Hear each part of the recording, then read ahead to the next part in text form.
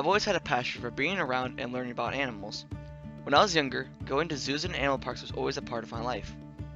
I wanted to share my passion with family and friends, so I started working with people that loved animals as much as I did, and my YouTube channel was born.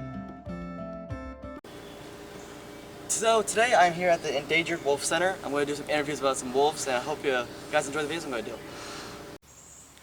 Welcome back to my animal education series. Today I'm here with Danielle. Hello. Hi. What do we have here behind us? So behind us we have a Mexican wolf enclosure. This enclosure has mom and dad, Mac and Vera.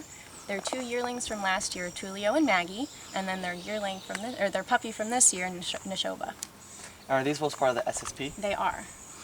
And what are some high points you've had with these wolves? So we have had so many successes with the Mexican wolves. Way back in 1971, when Marlon Perkins first founded the Endangered Wolf Center, then known as the Wild Canid Survival and Research Center, he and his friends noticed that the Mexican wolves were suffering really badly in the wild, that their numbers were dwindling and nobody was doing anything to save them.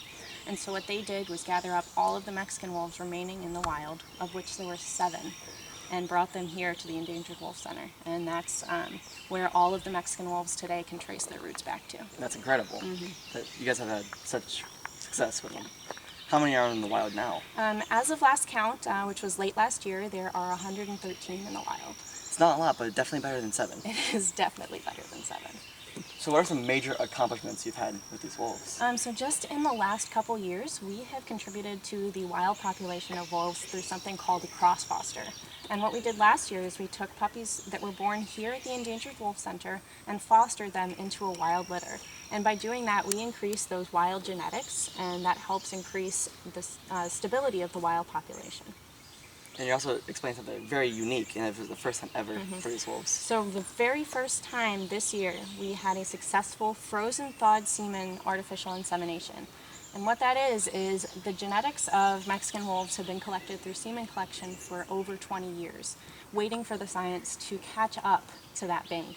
And this year was the first time that we were able to successfully use that semen and to insert those genetics into the current population.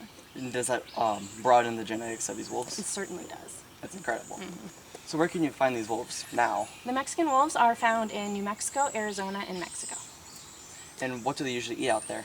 They eat small mammals, any gazelle kind of creature, antelope, things like that.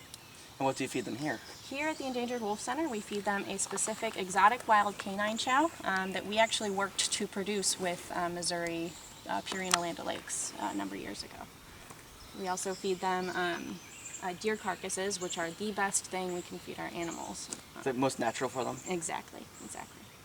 And since you guys release these wolves into the wild, what are some things that you do not want to see if you want to release an animal? So there are a very specific set of characteristics we look for an animal that's a potential release candidate. We look for, are they good at hunting? So anything that's dumb enough to go into their enclosure, they're free to hunt. So things like squirrels, possums, raccoons, birds, anything like that.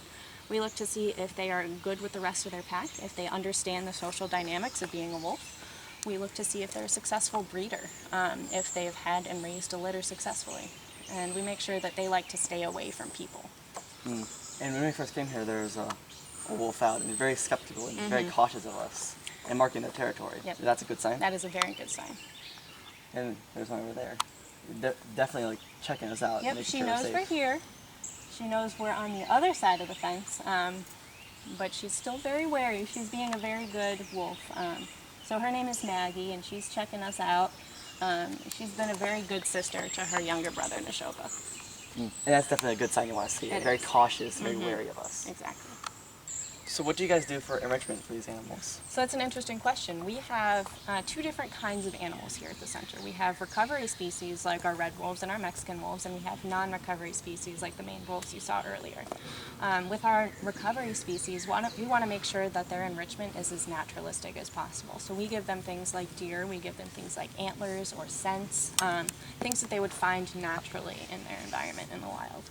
And that really helps them get used to the wild. And it also enriches their lives. Anything to get them to think about the world in a different way, to interact with something in a new way, gets their mind going and them moving around a little bit more. Because it's in a nice barren cage. Like, I guess it's not nice if it's barren, but it's very boring for them. They don't get to learn. And it's really helpful, especially when you're introducing them to the wild. Mhm. Like, there's a bunch of different stuff for them out there. Exactly. And we try to have as naturalistic of an enclosure as we can. So we, don't cut down all the trees in their enclosure. There are natural rocks and roots and branches and grass and things like that. Do you have any unique stories about the wolves in here? So we do. So Mac is an interesting character. He and his brother were two of the most genetically valuable wolves when they were born. Their mom wasn't doing the best job taking care of them, and so because she was getting older and she was probably not going to have another litter, and because of how genetically valuable they were actually pulled to be hand-reared. And because of their difficulties, they were a bit handled a little bit more than other wolves might be. And because of that, Mac is a very curious animal. He's gotten a lot of exposure to humans when he was little. Well, thank you so much for telling us about these Mexican gray wolves. You're welcome. I'm so glad to share this amazing species with somebody else. Absolutely, thank you. And if you guys enjoyed this week's episode, don't forget to leave a big thumbs up down below, subscribe to my channel, and also check out my Instagram, @ColeShirk. And as always, I'll see you next week.